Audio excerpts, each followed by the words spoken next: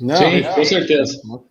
Me diz uma coisa, Francisco, vamos voltar lá na sua primeira resposta, aí a gente tinha falado, você ia começar a falar sobre receita extratarifária.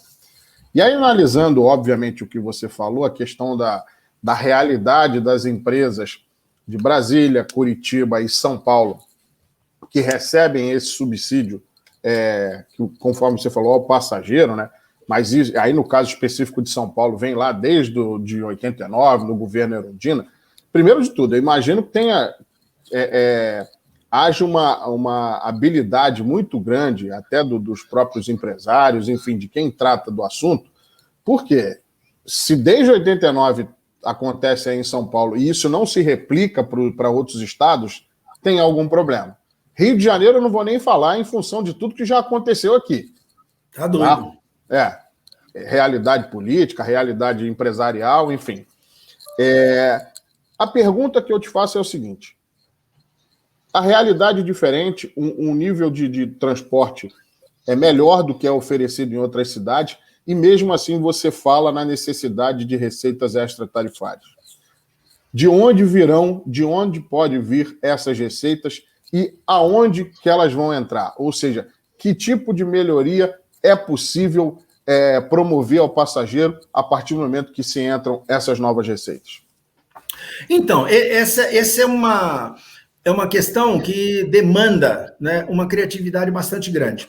Por quê? Porque a população não aguenta mais impostos, né? Não aguenta mais novos tributos, novas taxas, novos não sei o quê. Então, nós temos que ser criativos para ver onde é que está o dinheiro.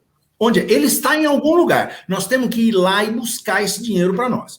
Então, quando a gente, né, conversa sobre esse assunto, automaticamente surge assim: não, temos que verificar a exploração publicitária. Olha, isso aí não paga, certo? O café da manhã dos operadores, sabe? Não é por aí. Nós temos que buscar uma coisa com mais, né, com mais sustância, eu diria, né? Agora, com muito cuidado para não criar, né, imposto novo. O que não significa, né, que você não possa criar novas taxações. Eu, por exemplo, defendo, né, com unhas e dentes o seguinte: rua que passa ônibus não pode ter estacionamento. Não, por definição. Então, crie espaços, certo, novos para que as pessoas... Eu não sou nada contra o automóvel, mas o automóvel não pode estar na mesma faixa. Nós temos aqui em São Paulo um corredor, um binário, Borges Lagoa, Pedro de Toledo, que é uma coisa assustadora, é uma região de hospitais. Então tem uma demanda por vaga de estacionamento, uma loucura. E exatamente é um corredor que liga estações do metrô. E os ônibus, eles não conseguem se aproximar do ponto de parada, só para você ter uma ideia, porque é estacionamento. E aí os caras ainda me implantam zona azul. Quer dizer, ofere receita do espaço público que deveria estar sendo utilizado para certo ônibus, para que o ônibus pudesse ter mais agilidade e operar, né, de uma maneira que seja mais eficiente e que custe menos. Né? A gente quer reduzir o custo operacional ao máximo, mas para isso nós temos que ter condições. Eu não posso, né, ter um ônibus de qualidade, de grande capacidade, parado no congestionamento. É a mesma coisa de eu ter avião parado em pátio. Avião foi feito para voar. Não foi feito para ficar parado no pátio. Então, por isso é que as empresas de aviação, assim, quanto menos tempo o avião ficar no pátio, melhor. Para nós, mantidas aí as devidas, né, proporções, quanto menos tempo nós tivermos com o nosso veículo parado em garagem, ou em ponto, é pior. Nós queremos esse veículo rodando e oferecendo lugares, como a gente costuma dizer. Né? Agora, e as receitas? Da onde vêm essas receitas? Eu acho que tem que vir de coisas do tipo assim, por exemplo, o IPVA é o Imposto sobre a Propriedade do Veículo Automotor. Então, todo mundo que tem um automóvel paga o IPVA. Peraí, por que esse dinheiro, certo, não vai exclusivamente para o transporte coletivo? Não, o IPVA vai para custear recuperação de via, asfalto, tapa-buraco e tal. Eu não tenho nada... Precisa fazer esse serviço, mas vamos pegar o IPVA, não cria imposto, não. Pega todo o IPVA, desloca para o transporte. Multas de trânsito. Pelo Código de Trânsito Brasileiro, né, a receita oferida com as multas, ela tem que ser revertida para a melhoria do trânsito. Aí vai para campanhas, vai para treinamento, vai não sei, eu também não tenho nada contra agora. se de repente o prefeito diz assim, ó, eu pego todo o recurso do IPVA, transporte, eu pego todo o meu recurso de multa, transporte, e multa, não existe, eu já escrevi artigo sobre isso também, não existe indústria da multa, existe indústria da infração. Porque principalmente hoje, que você não tem mais o cara lá escondido atrás da árvore, é tudo feito eletronicamente. Mas se o cara é multado porque está em excesso de velocidade, né, qual é o problema? Certo? O problema é a indústria da multa? Não, a indústria da infração. Ele estava acima da velocidade permitida para o local. Se ele estacionou, se ele andou no dia do rodízio, ele está cometendo infrações e ele tem que ser punido, porque a punição é para isso mesmo, para que ele não repita, e esse dinheiro todo que é arrecadado vai para o transporte coletivo. Né? Eu acho que a CID, falou-se bastante na CID, a CID, né, é uma contribuição que incide sobre o combustível e que também tem, né, tem várias destinações. Faz uma análise dessa CID, não precisa nem de criar a CID municipal, que foi uma tentativa, né, da gente pegar e botar um precinho a mais no preço da gasolina, por exemplo, né? Quem usa gasolina? É o automóvel. O automóvel tem que ajudar a pagar, né, o passageiro do ônibus. Você tem, olha aqui em São Paulo, eu vou te dar uns números que são super interessantes. Nós temos em São Paulo 17 mil quilômetros de ruas, avenidas e etc. e tal. 17 mil quilômetros. Nesses 17 mil, 4.500 nós utilizamos para circular os nossos ônibus. Olha, já começa a diferença, hein? Certo? Eu não estou usando um terço, né, disso aí. Desses 4.500, eu tenho 500 quilômetros de faixa exclusiva e tenho 130 quilômetros de corredores. Olha só o que está sendo destinado para o transporte coletivo. Certo? É nada, é praticamente nada. Então, né, eu, munícipe, né, que pago impostos, os meus impostos vão, né, para oferecer espaço, seja para circular ou para estacionar, carro, automóvel, né, transporte privado, né, individual, né? A utilização do automóvel aqui em São Paulo é 1,3, 1,4 passageiro por veículo. Aí você pega 3 automóveis, ocupa o mesmo espaço de um ônibus.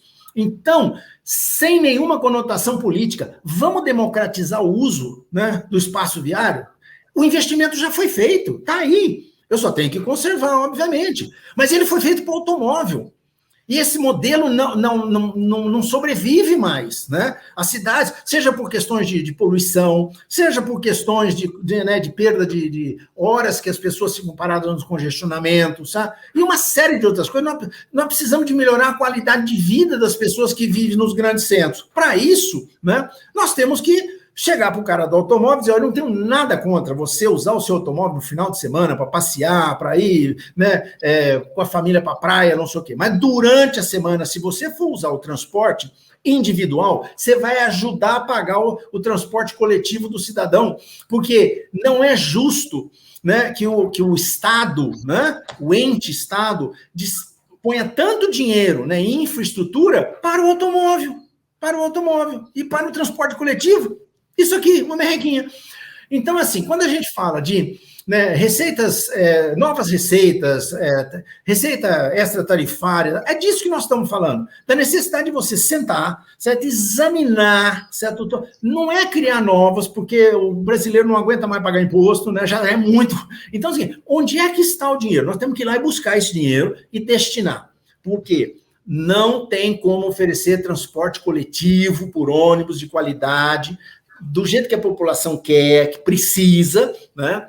Porque se a gente não oferecer com o mínimo de qualidade, o cidadão não quer mais o ônibus, ele vai para o sistema, né, alternativo, e aí é carona solidária, é o Uber, é a moto, né, é o patinete, é a bicicleta e até a caminhada. Certo? Quer dizer, aquilo que antigamente, né, não existia, essa concorrência não existia, hoje ela existe, ela está aí, ela está no mercado. E os nossos operadores, os nossos gestores, planejadores, precisam entender isso e trabalhar com essa, né, nesse mapa. Aquele mapa que nós tínhamos antigamente, enrola e guarda.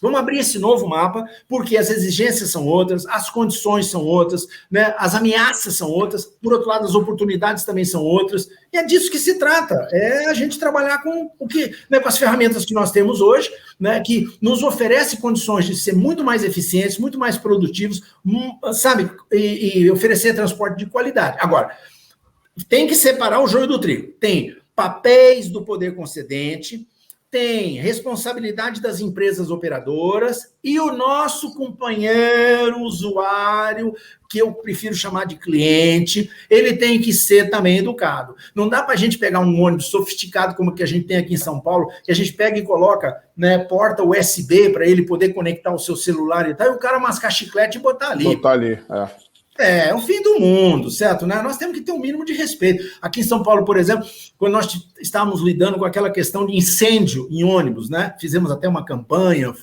tivemos muita sorte nisso, porque conseguimos superar aquela fase. Mas eu ia, certo, né, para a imprensa e dizia assim, olha, se o cidadão está pensando que ele está prejudicando, né, o empresário de ônibus, o empresário de ônibus não anda de ônibus. O empresário de ônibus anda de carro, pode ficar tranquilo. Esse ônibus, ele só é patrimônio, né, do operador, do dono da empresa, para efeito contábil. Ele é patrimônio da sociedade, ele está à disposição do povo, né? Então, cuide do que é seu. Ativo social, né? É isso, cuide do que é seu. Ele está aí para lhe servir. Agora, cuida, né? Não sou o cara... O cara come o biscoito e joga o saquinho embaixo do banco. Aí dá barata no ônibus. Barata não gosta de andar de ônibus. Barata não nasce lá dentro. Por que ela vai para lá? Porque o cidadão diabo me come o biscoito e joga o saquinho. Aliás, ele é caprichoso. Ele enrola e ele dá um jeito de botar bem entre um banco e outro para esconder o saquinho. E é difícil de tirar ele de lá depois. Às vezes o pessoal de limpeza das garagens nem consegue ir lá e tirar esse maldito desse saquinho que o cara dobrou, que você precisa ver. Fica desse tamanhozinho assim, ó. E ele esconde o saquinho ali. Mas atrai barata. Né? Sendo que muitos ônibus tem lixeira, né? Sabe, Renato, eu acho assim, né, não é tarefa para amador, sabe? Não é uma coisa simples, não é uma coisa assim, pô, sabe? Porque se fosse dizer assim, por que não pensaram nisso antes? Então, não pensaram porque não era né, uma necessidade que a gente tinha. Hoje, é premente, é urgente, é importante. É assim que nós vamos conseguir, né, continuar oferecendo transporte coletivo nas cidades de médio e grande porte. Sem novas fontes de recurso, principalmente para operação, né, eu chamo de para custeio. Para investimento, nós temos aí bons sistemas, tem a Caixa Econômica, o Refrota, tem o Finame, sabe, e tal. Assim, não falta, né, não falta condição de investir, né, por parte dos operadores. O que falta é condição para o coitado do passageiro pagar o custo efetivo. Ele não tem condição. Então, nós temos que buscar, né, novas fontes para novos recursos. Preencher essa lacuna aí, né? Ô Cristóvão, como o marco regulatório vai tratar de duas questões? Uma é a manutenção dos bons serviços, dos bons sistemas, que muitas vezes estão sob a vontade de um prefeito e que o sucessor acaba destruindo tudo aquilo que ele conseguiu, o antecessor conseguiu. E como é que vai tratar dessa questão da receita extra tarifária para ela não ser desviada pelo também prefeito para outros fins? Então, o marco regulatório, né, ele não é... O marco regulatório é uma lei, né? Começa por aí, ele é uma lei federal. O transporte urbano, ele tem uma particularidade, né? De acordo com o artigo 30 da Constituição, é responsabilidade do município. De acordo com a Constituição de 88, né, essa foi pegaram esse serviço, que, diga-se de passagem, não era considerado um serviço, né, público, né, e, melhor, sempre foi considerado, não era considerado um direito social, né, e jogaram nas costas, no colo dos prefeitos. Se vire, isso aí é responsabilidade sua. E os prefeitos fizeram o que deu para fazer, né? Aí é um pouco tem a ver com a ideologia, né? Tem a ver, pessoal, né, mais de partidos mais de centro-esquerda, né, tem uma visão social mais apurada, e aí, né, busca, né, oferecer um serviço mais barato, atrair mais passageiro e tal. O pessoal que não é tão assim, acha, quem pode paga, quem não pode pagar vai a pé. pega a bicicleta, certo? É por isso que eu chamo isso de uma visão ideológica que, né, tá espalhada. Os prefeitos são dos partidos que nós temos aí, de toda espécie, né, toda matiz aí política, a gente tem partidos aí. Mas, enfim, né, essa questão, né, de estar lá na Constituição e ser jogado, complicou muito, porque o governo federal se desvencilhou de um problema, não passou a responsabilidade, mas não passou o recurso, né? E nem era considerado um direito social. De novo, graças à ex-prefeita Erundina, né? Se não me engano, foi em 2015, né? 2015, que passou, aí foi incorporado no artigo 6º da Constituição, a semelhança da saúde, educação, segurança, moradia, alimentação, transporte virou um direito social. Isso significa, né, que, olha, o mesmo tratamento que, né, o país dá para a educação, você tem a educação privada, mas você tem a educação pública, né, e você busca, certo, que a educação pública seja a melhor possível. Temos muito a caminhar. Saúde, né? Nós temos, né, a saúde privada, mas temos a saúde pública. Tem aí o SUS, né, que é uma referência mundial. Precisa melhorar? Precisa muito. Né? De repente, nós precisamos do SUS, né, do transporte. Né? Seria o SUT, né? Serviço Único de Transporte, né? Com toda uma legislação que diz a regra do jogo. Diz o que pode ser feito, diz o que deve. Tem coisas que pode, tem coisas que deve, né? Se você não seguir aquele manual ali, você não vai conseguir fazer uma licitação, vai dar vazia, porque a regra do jogo agora foi estabelecida. Essa é a nossa esperança, a nossa luta agora, né? Até com base muito na conquista da área de saneamento, que foi o último marco regulatório que nós tivemos aí, acho que foi o ano retrasado, né? Criou-se um marco, e aí já começou um movimento nacional, né, para buscar soluções, né, para resolver problema de saneamento, que, como também você sabe, né, nós temos aí uma boa parte da população que não dispõe de água encanada, de esgoto, né, de esgoto tratado, essas coisas e tal. Agora, com esse marco regulatório, a regra do jogo está estabelecida. Você olha, empresa privada pode e deve participar disso, e é assim que vai, né, que a relação entre o poder concedente e a empresa, né, concessionária vai fluir. Nós precisamos disso também na área de transporte. Com essa coisa de jogar, né, no colo dos prefeitos, nós temos 5.600 municípios. Você imagina, sabe? Né? Cada prefeito faz do jeito que bem entende. Tem uns que fazem, tem uns que nem fazem. Sabe? Tem uns que tem lá, né, um cidadão que chega lá e diz, olha, eu vou comprar 2 ônibus e vou fazer uma linha aqui. Posso fazer? Diz, graças a Deus. Vê aí. E a tarifa interessante, né? Funciona mais como preço do que como tarifa, né? Porque aí ele põe a tarifa. Se o usuário, o cliente dele não usa, ele abaixa a tarifa para atrair o cliente dele. Mas essa questão de tentativa e erro funciona numa cidadezinha que tem 2, tem 10 ônibus, né? Não pode funcionar nas capitais, nas cidades de médio e grande porte, né? De jeito nenhum. Então, o marco regulatório, ele vem para estabelecer, né, assim, regras, né? Mas com tudo, com relação à aferição da qualidade, com relação a tipos de remuneração, essa questão das receitas, onde é que a gente pode, né, buscar receitas, né? Um pouco assim das regras do jogo, porque é muito complicado, né? Aqui em São Paulo, por exemplo, a gente tem esse modelo, né? Quer dizer, você fez menção a isso. O prefeito vai, faz uma licitação e assina um contrato. O outro prefeito chega e diz assim: esse contrato? Não vou cumprir. Não vou cumprir. Vai cobrar lá do meu antecessor? Não foi ele que fez a licitação? Não, então essa descontinuidade administrativa é muito ruim, porque o transporte não é uma coisa que você investe, né, em um ano, né? Não, os contratos são de 10 anos, às vezes até de mais anos, porque um veículo dura 10 anos, no mínimo, tem que durar no mínimo 10 anos, né? Então você tem contratos de no mínimo 10 anos, senão como é que eu vou amortizar, né, a minha frota se, né, um veículo dura 10 anos, mas o meu contrato é de 5?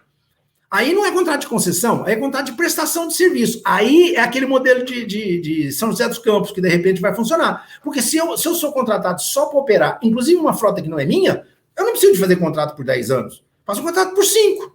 5 anos eu vou lá, presto um serviço. Se eu estou bom, eu posso até ganhar um prêmio, né? Um aditivo de mais 2 anos, e aí ele relicita. Modelo inglês, modelo londrino, inclusive. Né? Lá em Londres é assim que funciona. Lá em Londres, eles licitam 20% cada ano. Ou seja, eles rodam a cada 5 anos, eles renovam os contratos. mas são contratos de operação, não são contratos só operação, não é o contrato que nem o nosso aqui, que você tem que todo o investimento, você tem a garagem, você tem as instalações fixas, você tem a frota, você tem tudo, e você tem que, né, depreciar e amortizar todo o teu investimento, né, no prazo do contrato. E aí, se não for contrato de 10 anos no mínimo, você não consegue, né? Você não consegue trabalhar com valores aí acessíveis, né, vamos dizer.